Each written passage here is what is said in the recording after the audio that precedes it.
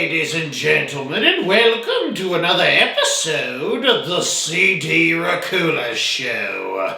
Today's episode, we will be traveling down under to take a look at the Australian film Wyrmwood. Apocalypse! This is the sequel film of the Wyrmwood franchise, by the way. I would suggest watching the original film because it will explain what exactly is going on in this sequel film.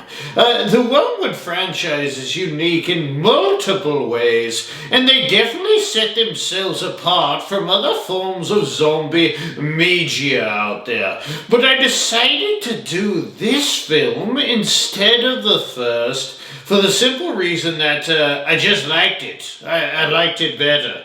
I think it's almost sacrilegious sometimes to say that a sequel is better than the original, but in the case of Wyrmwood, I feel that is exactly the case.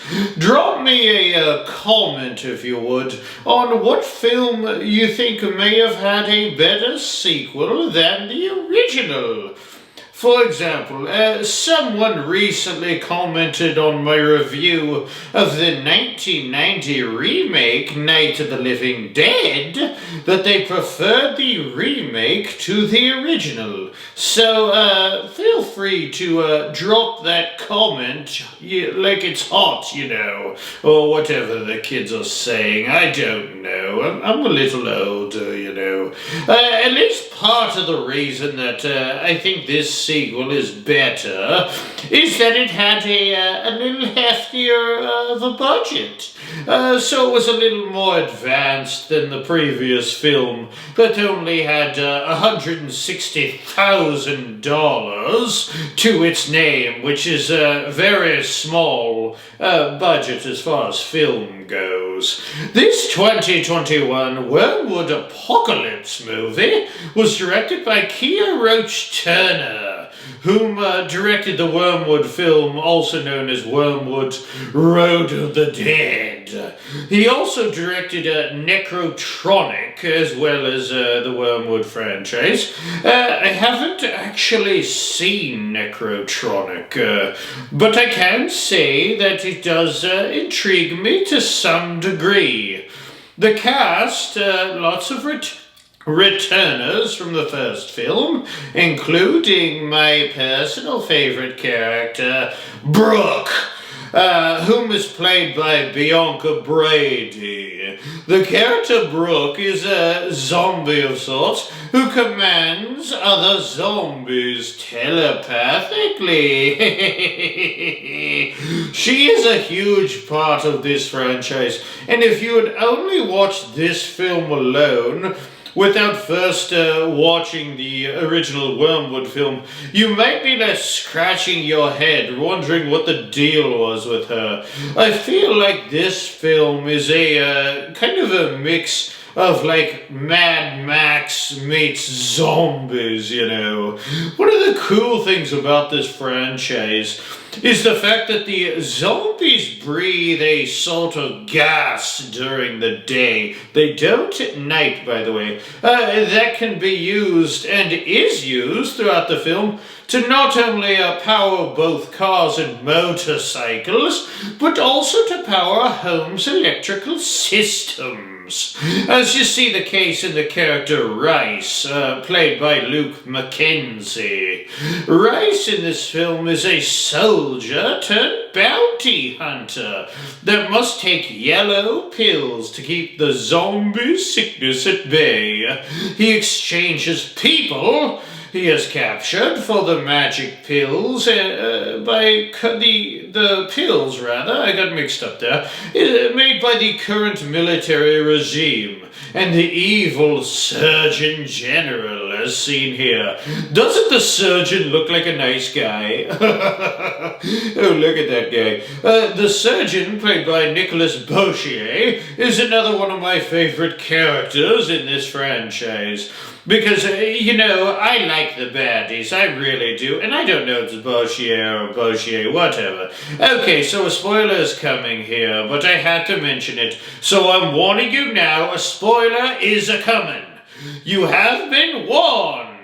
When Rice realizes what exactly is in those yellow pills that keep him from going full zombie berserker mode, he is sickened because guess what is in the pills? Go ahead, guess. Oh, nothing much. Just some ground-up human bodies.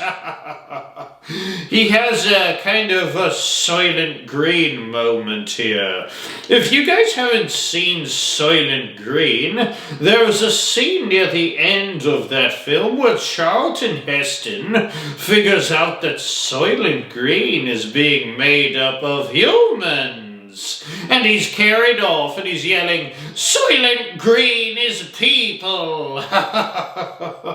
Truly an epic scene, but yes, that's what it reminded me of. All in all, this film isn't really that scary, but it does have lots of fun characters, and I look forward to another Wyrmwood sequel film. I assume that there will be another film, by the way. I didn't really look into it, I'm sorry. And if you guys out there have more knowledge on that than me, which many of you no doubt do, please feel free to comment any news, whatever, down below. Keep the old Vampy updated, you know. Though I did enjoy this film, I'm not gonna give it high marks on the old scarometer. I just felt like it was more of an action film than a true blue horror film to me. But it was certainly a fun ride. I'm going to admit that. It was fun. I would like to take this time to thank you for joining me here on the CD Racoola Show. And if you would take this time to take your little magic yellow pills real quick, so you could like, share, and subscribe to the CD Racoola Show before you turn into a zombie and go tearing around your neighborhood looking for brains. I would be most thankful. Please be sure to join me on the next episode of the show when I review another fun zombie film, Land of the Dead. I like the cast in that film a lot. Lots of goodies, that's for sure. Okay, so before you head off to eat your breakfast, your lunch, or maybe even your dinner, just remember that the likelihood of human body parts being in anything and everything you are eating is very, very high. So just assume some people are in everything that you eat and just sit back and enjoy the meal. That's what I do. Tastes like chicken. Bye-bye, my little human blood smoothies. Bye-bye.